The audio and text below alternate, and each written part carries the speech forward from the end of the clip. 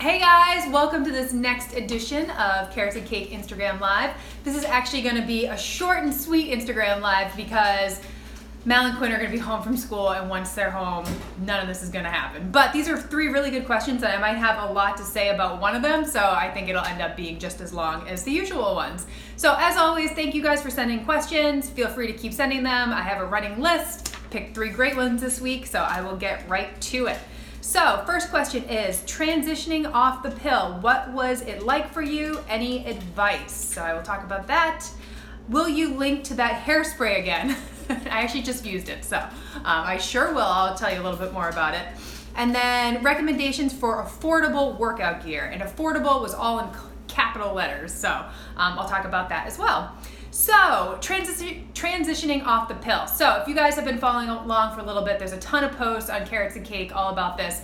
But it was probably two plus years ago. I decided I was done doing the pill game, trying different pills, going through all the symptoms, the hormonal symptoms, all that garbage. I was like, I'm done. I don't want to do this anymore. I just want to be off the pill and not deal with any of this stuff anymore. So I went off the pill, and my advice for you is it could be totally fine. Some people get off the pill, everything's fine, they're good to go. It wasn't as bad for me as I thought it was going to be, because I had been on the pill for like 15 years, went off the pill, got pregnant with Quinn, had Quinn, went back on the pill, and it just wasn't the same as it was before, and it just sucked. And I've heard horror stories, it's terrible. I've heard people who go off of it and everything's fine. I would say one is to be patient. It takes a really long time, and looking back, I would say it's probably been like 2.5 years. I feel like I finally, knock on wood, feel good about my hormones, and I kind of can expect certain things. I don't feel as terrible anymore at certain times of the month. I just feel very balanced on the hormone front, because I was having terrible acne, mood swings, my breasts were super sore, super bloated fingers, and just feeling like so, ugh, you know what I mean? Obviously PMS, mood swings, all that good stuff right before my period, and cramps and all that. And now, for the most part, I don't really get too many symptoms, so I think things have finally worked themselves out. But it was like a good 2 years. So just to say, expect it's gonna take a little while just to get your body used to everything. Also, this is probably a like roll your eyes answer, but like really like educate yourself. I mean, I was 37-ish, like 37 years old before I figured out how my body works. Like what happens during the month, what happens during ovulation, what happens when your hormones peak and dip. And really it was just teaching myself. I mean, I did take a hormone certification course. It was a one-day course, so I learned there. But prior to that, I had been just reading. And I brought props today. I was on vacation with some of our hometown friends, and one of my girlfriends there had this book, Woman Code, and it really sparked everything. I was like, what is this? Started reading it, absolutely loved it, and just fueled my whole hormone change, really. So highly recommend this book. The author, Elisa Vitti, she has an amazing website. Get on her email list. She's always sending out all sorts of resources and helpful stuff, but that book was amazing. The Hormone Cure by Sarah Gottfried. She's always on different podcasts. She also has a great email list. She has a Reset Diet book, but this was great. There was actually, I think there's quizzes in this one. You could take quizzes and it will kind of guide you in the direction of what's going on with your hormones and what you should do. And I have actually taken these quizzes a few times, and my symptoms have gone down every single time I take the quiz. So I mean, it just shows you like progress. It takes a little time, but it will happen. And then of course, Taking Charge of Your Fertility. If you haven't heard of this book, it's like a classic. But this is great. I mean, it teaches you how to get pregnant, and it teaches you how not to get pregnant. But this is really helpful for just knowing the science and like what exactly is happening. It's got some good photos and diagrams and stuff. But I mean, really, like, you should know about your body, and I think it's really important. And I mean, if you're curious and like you care enough about making your hormones work for you, I say go for it. I mean, you can get these up from the library, you can get them off Amazon. I just totally think it's worth it just to know what's going on with your body, because obviously it will help you troubleshoot going forward. Also, my little notes here.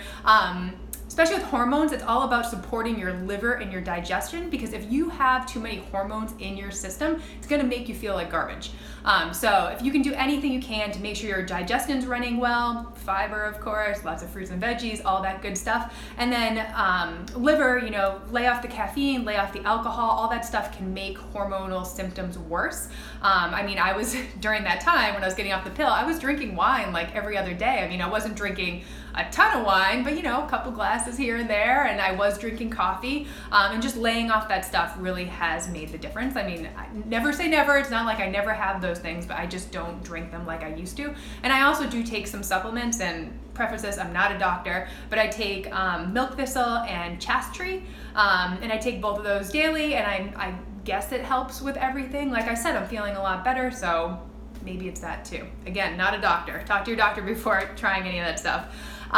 Also, I should have mentioned this earlier, but as far as like educating yourself and learning, journal, like take note of all your symptoms and what's happening at each day of your cycle. Like really take detailed notes about, you know, when you feel crampy, when you feel cranky, when you have night sweats, like things like that. And you know, things will start to make sense. I mean, I have a very detailed journal for, you know, 2.5 years now of everything that's going on with my cycle. And I can pretty much predict when I'm gonna get my period now, which is nice, because I mean, there's definitely been times where it's been a total surprise, which is really annoying. But yeah, take notes, have like a journal right by your bed, write little notes, have your little period journal.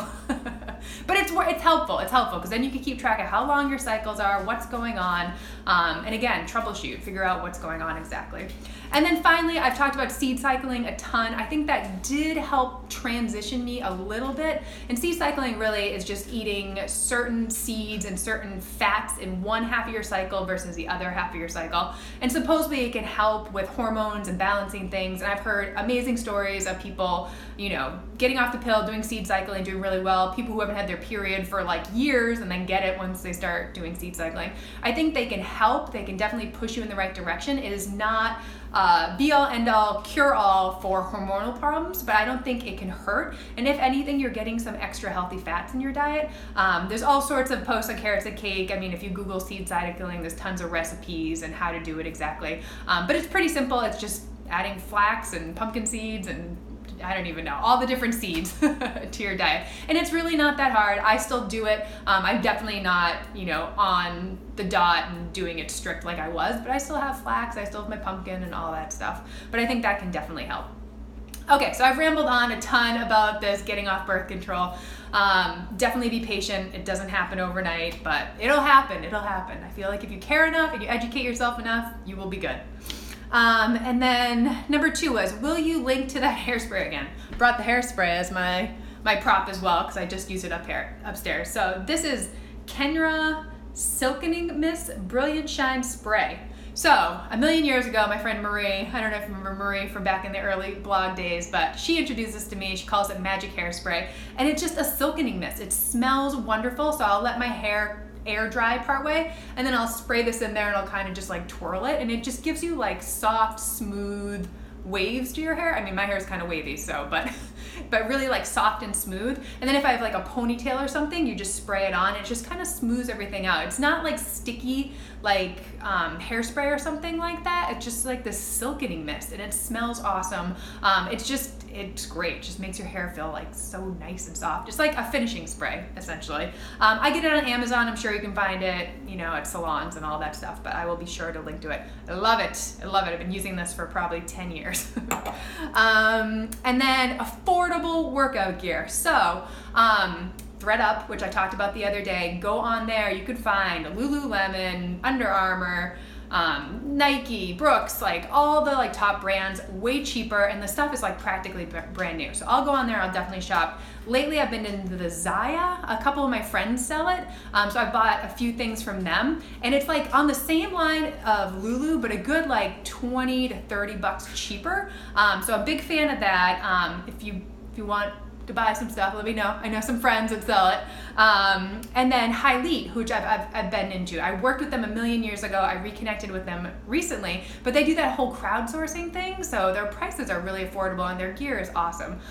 So those are the 3 that I'm loving. Of course, there's always like TJ Maxx, Marshalls, like those type of places. Old Navy's good, just Old Navy, Target. Their stuff's good. It's like cheap and it looks cute, but I just feel like it doesn't hold up as far as like smell and wear and all that. So I mean, I'll buy stuff from there every once in a while, but if I really want stuff that's gonna last, those are like my go-to.